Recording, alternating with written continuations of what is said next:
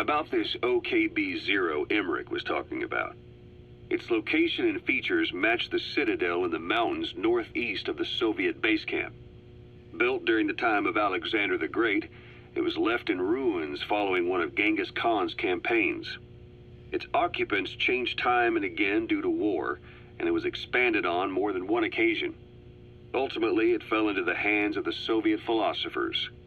The Soviet army was using it as the headquarters of its Afghan invasion force. But it would seem that Skullface's connections with the philosophers gave him license to develop Sahelanthropus there. And that's what Emmerich was doing at the place, before he got the axe. But OKB is a designation the Soviets use for weapon design bureaus. There's no way they'd have one of those in Afghanistan. And, in principle, the numbers that follow OKB are always integers above 1. There is no 0.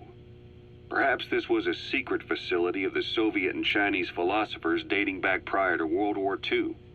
Though it's more likely Skullface just picked a fake name that more or less fit the Soviets' pattern. He doesn't go there often, but he sure as hell won't miss this. They use the heliport on top of the tower for his visits. Start by heading for the heliport. Then wait for your chance to make contact with Skullface. It seems Sahelanthropus' armor is made from depleted uranium. That offers some serious protection. The U.S. military is planning on using it for its main battle tanks, too. Maybe that's where Emmerich got the technology. Uranium? They're using nuclear fuel for armor now? No. What they use for nuclear fuel is uranium-235, which is extracted from natural uranium. Depleted uranium is a byproduct of that process. Sort of like the leftovers, I guess. The garbage.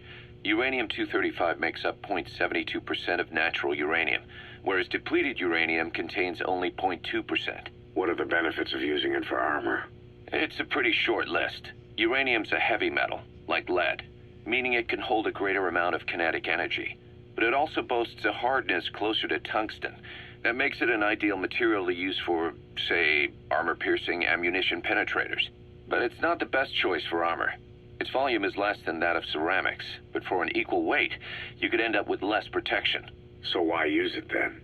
According to Emmerich, it came down to him being unable to source ceramics technology from a manufacturer.